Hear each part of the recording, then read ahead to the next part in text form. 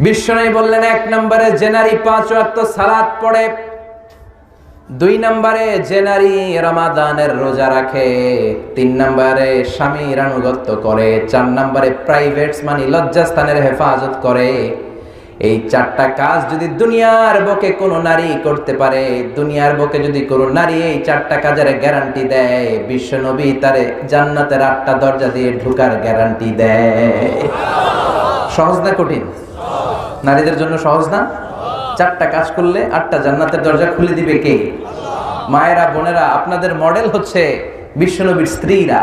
সাইয়্যিদাতুনা আসিয়া আপনার মডেল, মারিয়াম আপনার মডেল, খাদিজাতুল কুবরা তাহেরা আপনার মডেল, কোন নায়িকা আপনার মডেল না। চিল্লায় এখন ঠিক কিনা? কারণ বিশ্বনবীর স্ত্রীরা আমাদের আম্মা জান, এত সুন্দর আদর্শ আপনাদের জন্য তারা রেখে গিয়েছে। এগুলো যদি পালন করেন, পেটের ভেতর থেকে বড় বড় আল্লাহর ওলি পয়দা করে দিবে কে? বিশ্বনবীর প্রথম স্ত্রী ছিল খাদিজাতুল কুবরা তাহেরা, যে মহিলাটা সর্বপ্রথম মহিলাদের মধ্যে কালিমা পড়ে মুসলমান হয়েছে। সুবহানাল্লাহ বাড়িতে যায় বলে।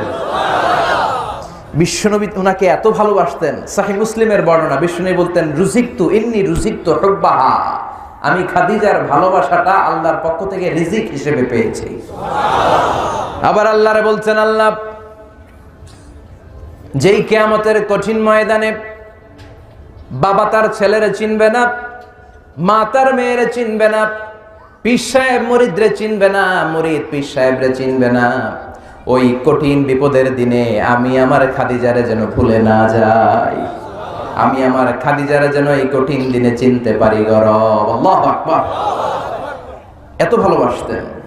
মা আয়েশা একদিন, সবসময় যখন বিশ্বনবী খাদিজার প্রশংসা করেন, একদিন বলেই বসলেন, সেই জাহিলি যুগে কোন এক বুড়ি আপনার বউ ছিল, এই মহিলার কথা এত বলেন কেন? আল্লাহকে আপনারা সুন্দর সুন্দরী সুন্দরী বউ দেয় নাই? সুন্দরী সুন্দরী বউ দিয়ে নিজেকে বোঝাচ্ছে, কারণ বিশ্বনবীর একমাত্র কুমারী বউ ছিলেন তিনি। সুবহানাল্লাহ। ও নবী, ওই বুড়ি মহিলার কথা এত বলেন কেন? আম করে ভালো লাগে না? বিশ্বনবী রেগে গেলেন। বিশ্বনবী মা আয়েশার চোয়ালে এইভাবে ধরলেন। বিশ্বনবী কখনো তার স্ত্রীদের গায়ে হাত তোলেননি, শুধু কেবল ওই দিন এইভাবে আলতো করে ধরেছিলেন। এই আয়েশা, কি বললে? বুড়ি বলেছো খাদিজাকে? খবরদার!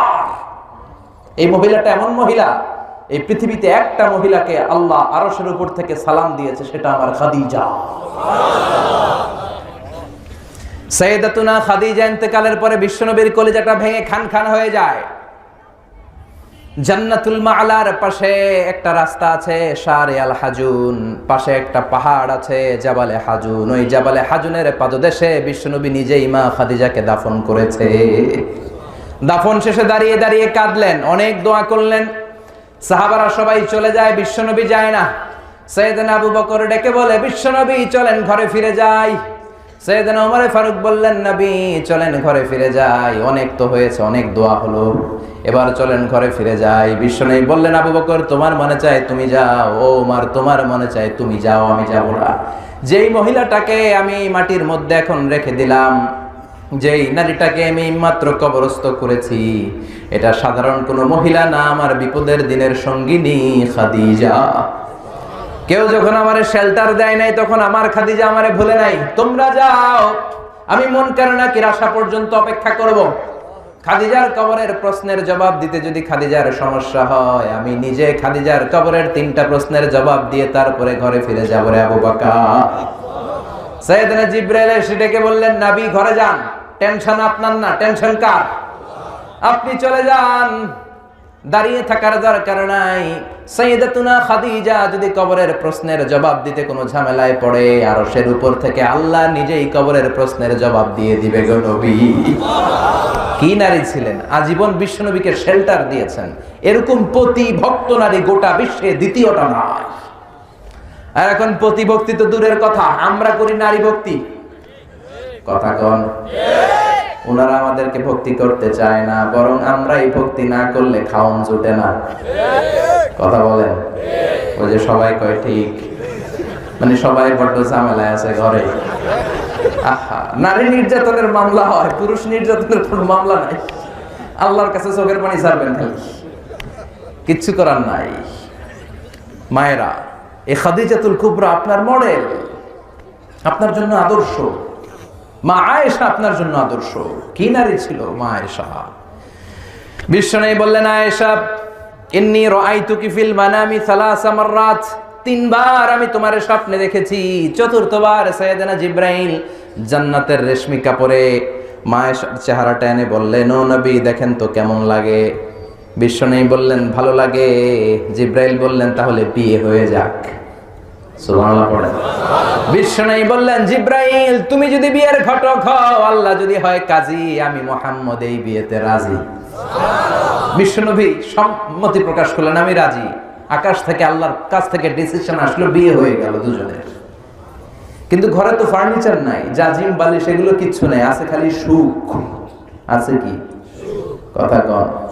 ও মিয়া, টাকা দিয়ে সুখ কিনা যায় নাকি? কিনা যায়? নরসিংদী বাজারে এমন কোন দোকান আছে সুখ বেচে? আমার অনেক দরকার সুখ, যাওয়ার সময় আমি গাড়িতে করে লয়ে যাবো। আছে? ও মিয়া, টাকা হলে গাড়ি কিনা যায়, বাড়ি কিনা যায়, সুখ কিনা যায় না। টাকা হলে বালিশ কিনা যায়, জাজিম কিনা যায়, ঘুম কিনা যায় না। কথা কন। ঘুম কিনা যায়? এদিকে কোনো ডাক্তার ঘুম বেছে? ডাক্তারের কাছে যে যদি বলেন 5,000 টাকার ঘুম দেন, ডাক্তার কবে, দূর মিয়া আমারই রাতে ঘুম আসে না, তোমার কি ঘুম দিব আমি? তার মানে টাকা হলে জাজিম কেনা যায়, বালিশ কেনা যায়, কিন্তু ঘুম কেনা যায়? সুবহানাল্লাহ। সুখ, ঘুম এগুলো টাকা দিয়ে হয় না। বিশ্বনবীর ঘরে কোনো জাজিম নাই, বালিশ নাই। মাদুরের মধ্যে, চাটাইয়ের মধ্যে 2 জন শুয়ে থাকতেন রাতে। বিশ্বনবী তাহাজ্জুদের জন্য দাঁড়ালে মা আয়েশা বিশ্বনবীর সেজদার জায়গায় শুয়ে থাকতো। সেজদা দিতে গেলে মা আয়েশার চিমটি কাটলে মা আয়েশা পা সরাতেন। আবার সিজদা থেকে বিশ্বনবী দাঁড়িয়ে গেলে মা আয়েশা পা বিছিয়ে শুয়ে যেতেন।